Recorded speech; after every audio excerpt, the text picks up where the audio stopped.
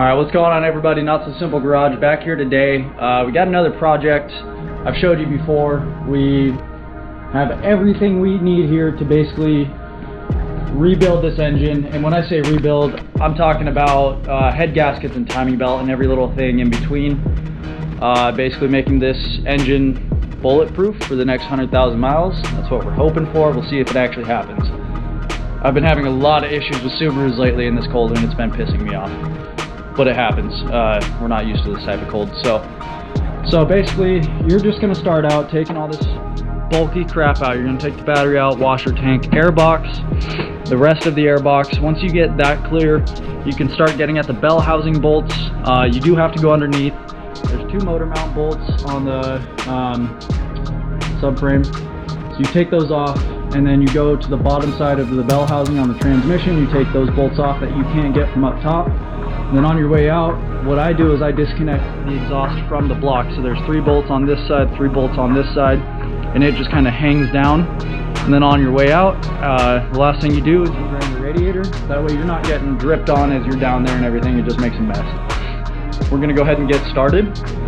So kind of go step by step. And if y'all have any questions after this video or having any complications, leave them in the comments. I'm good at replying to the comments, and I'll do my best that I can to help you out. So let's just go ahead and get right into it. Thanks for watching, guys. Alright, so to get started, when you're working on a Subaru, there's only a handful of tools that you need, and it's really nice. Biggest one is a 10mm, then you've got a 12mm, and sometimes you will need a 14mm. You need a couple extensions, like a 6-inch and a 3-inch. Sometimes you need to put them together, sometimes you just need one or the other. And then, if you want to spend the money, go and get yourself one of these 3/8 ratchets. They're just like the absolute best tool in my collection. So basically, we're going to take this plastic piece off the intake here. Okay, so there's a clip right here. This piece is 10mm. And just basically pop this guy off. That drop rod back down, set that off to the side. Now to get your airbox out, it is a 12mm, so we're going to attach our 2 extensions with our 12mm. That should get us down there.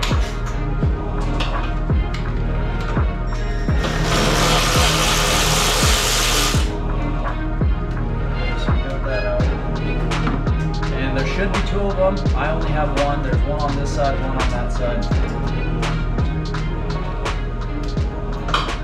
Okay, so we got that out. Now we can pop this up, disconnect it from the airbox. Just like that.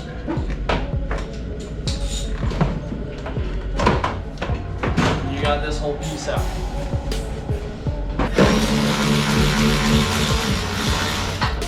One, and then there's another one right here.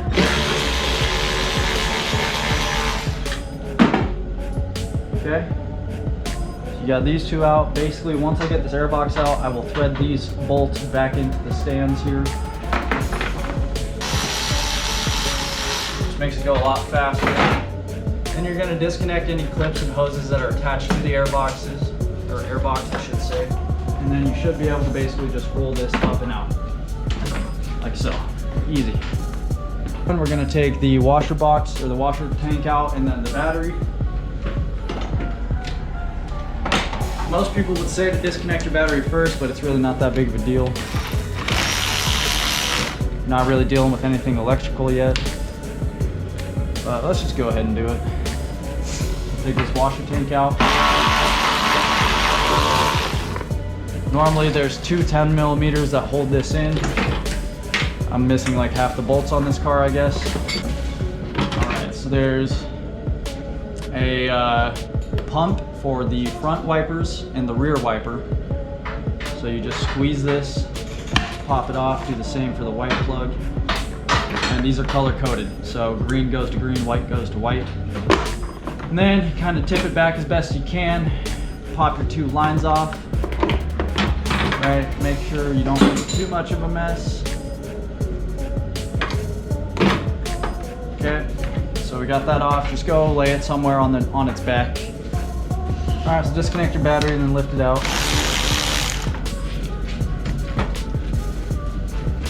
All right, sometimes there's a strap that goes over the battery here with two 10mm that holds it down. Again, this car doesn't have that, so.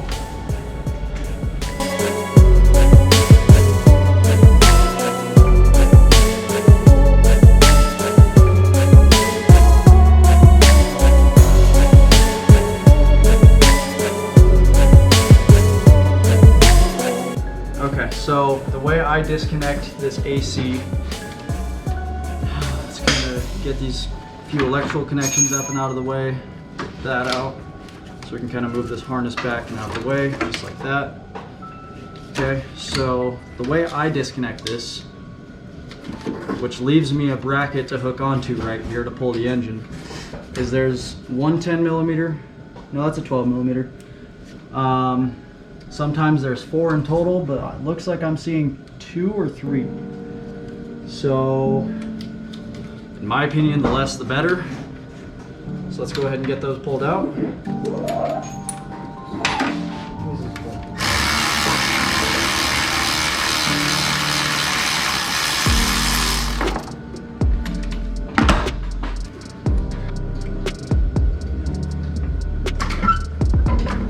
Okay, so we got the compressor detached.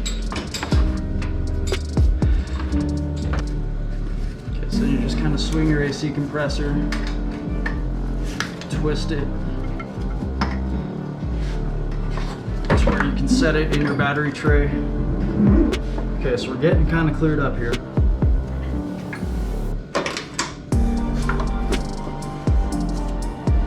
We're going to disconnect the throttle cables real quick.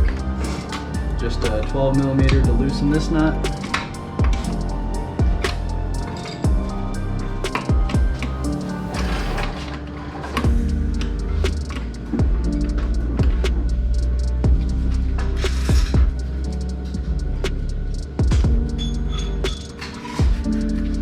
Spin it all the way down, and then you pull it, it pops out.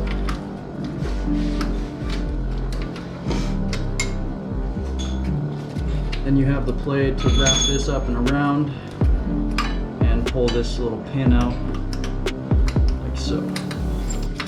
You've got that one disconnected. You do the same for the other side there.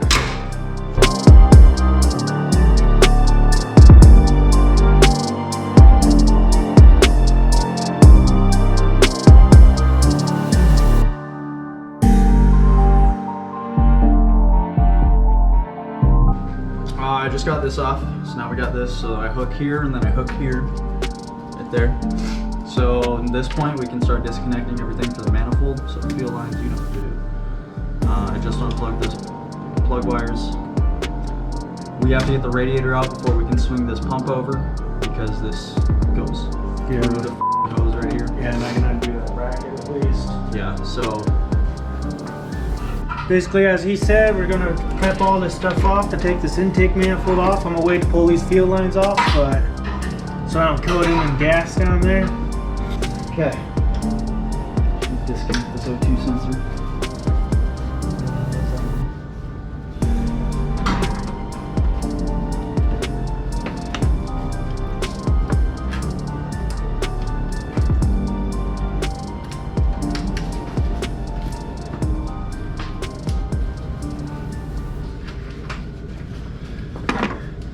Yeah, and then if you guys have a problem with ever like locating these lines going here, how I remember is the one coming off this top one that's out is always going to be the top one. So no matter what, on any pretty much Subaru setup, depending, that'll always go to the top one, and then obviously self-explanatory after that.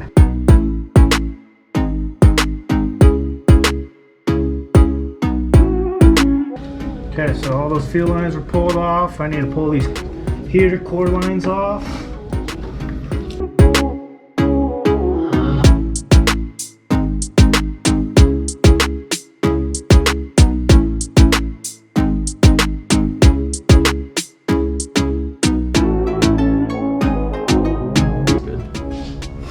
Okay, try and lift this bitch up.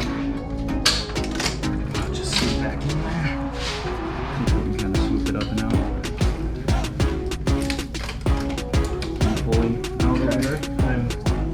stuck on something, so something else is plugged in. Oh, we got these. Oh, the sensor.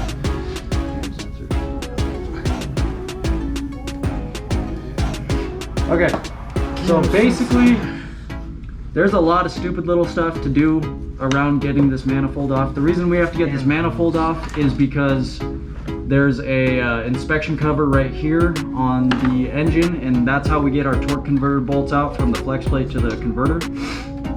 So we have to take this off, but we still have our bracket here and our bracket here that we can hook to once we get this off. So you basically just go around the entire manifold and you just go piece by piece, connection by connection, whatever needs to be disconnected. If something's attached to the block is staying, obviously you're trying to take this off the block. So it just takes some time and some experience learning what needs to do what.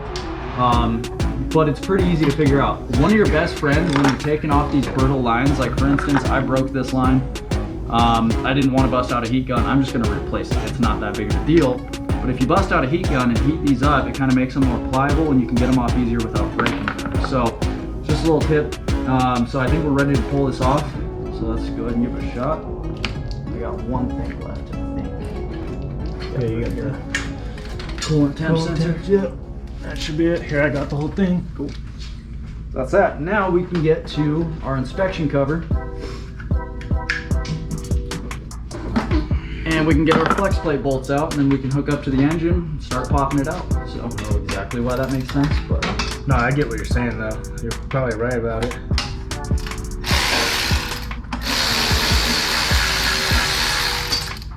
Drop that. I'll get a magnet, don't turn it. So, right as I was just about to say, be careful not to drop these. It's not the end of the world because you're taking this all apart, but if you got a magnet, it's gonna catch it. It works out. So there's 4 of these little bolts. So basically you take one out, you have your buddy rotate it. You do it all yourself, but it's nicer to have a buddy with you. So rotate it until you see the next 12 millimeter, and then he's gonna hold it while you crack this loose. Okay, zap it out. Okay, and then he'll move on to the next one. So.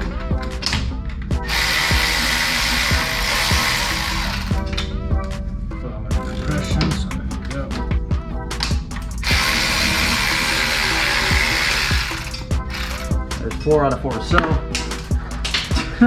what a dipshit. Basically, aside from these bell housing bolts that are all alongside the transmission and the engine, that is the only thing holding the engine to the transmission. From my experience, if you pull the torque converter straight out of the transmission, not only are you going to make a mess, but there's this snap ring that goes into the transmission with the converter. Okay, so basically let's hook it up and we're ready to pull this out.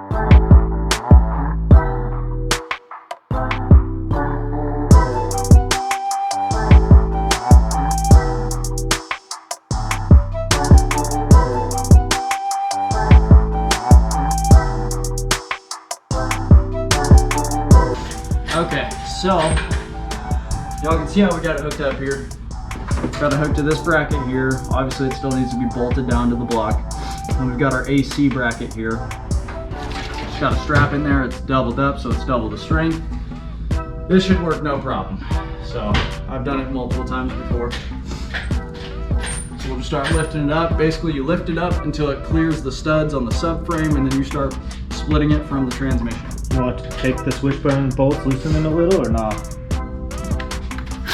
Yeah, let's actually take that bolt out. Yeah, so what I do is I put a jack under it with a 2x4 to spread across the pan. Yeah. And then jack it up a little bit. To where yeah, but never obviously up to the clips. Yeah. I've gotten it up as far as it'll go before, and like I've never lifted anything up. However, on my buddies that I did that swap in, I didn't put a 2x4 across the pan, and I bent the pan.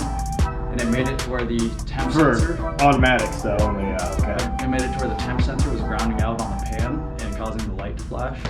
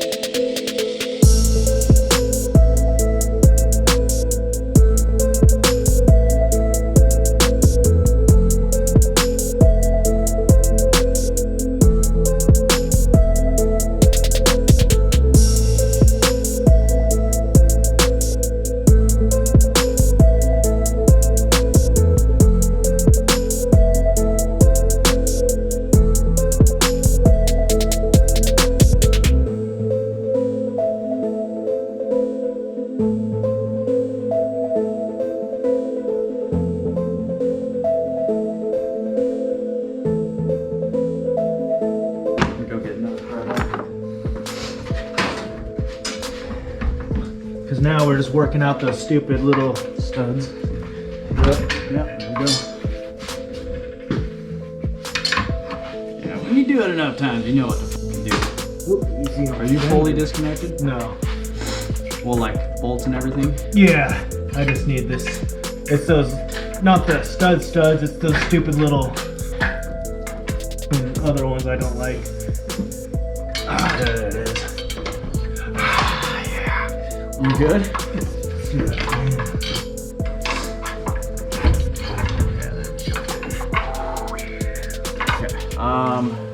We'll drop it down, make sure we're supporting by the trans.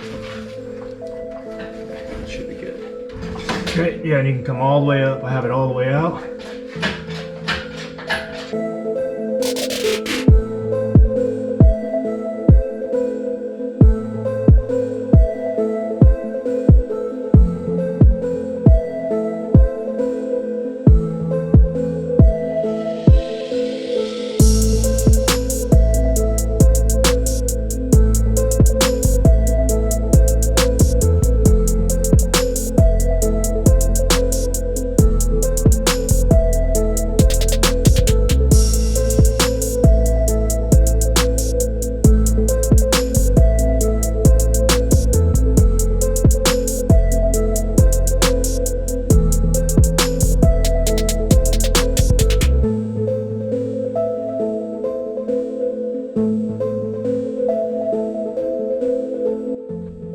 Alright y'all, so hopefully that was a good enough video for you guys. It's really not that complicated.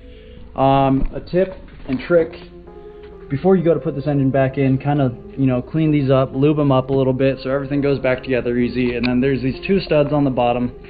Last time I put one of these engines in, it wouldn't go together because these were all corroded. So basically when you got it back up in the air, use a wire wheel, clean them up, maybe put a little bit of grease on them, and it'll just make your life a whole lot easier. So and also what he was saying about these studs right here, if you're doing a new motor in it, you got to make sure that they're on one or the other, because if you have them on both, right, then they kind of hold you back. Right, yep. Yeah, so you can't have the dowel pins on the motor here and on the transmission, because then it obviously won't slide together. So it's one or the other. So yeah, basically we're kind of just letting stuff drain once the coolant's done. We're going to drain the oil, we're going to strip down this block, we'll do a nice time lapse on that and a little bit of a how-to. I already have these videos on my channel, it's the same thing, so if you really want to see those how-to videos, go watch those. I'll link them down in the description. They're great watches for anyone that's a first timer doing this kind of thing. It's just kind of all the do's and don'ts and what to look out for, how to make things a little bit easier. So you guys get the deal. We're just gonna knock this out, get it done. I need this car up and running by tomorrow, so that's why I have these beautiful heads ready from the machine shop, just ready to go. That's from my buddy's engine that I just did the engine swap in. That's also on the channel. So yeah, we're just gonna go ahead and get right to it. So hope you guys are enjoying the video. If there's anything you'd like to see more of, or you know, things we should or shouldn't do, things you want to see or hear us talk about, let us know. All we can do is, you know, do our best. So all right, let's go ahead and get right to it.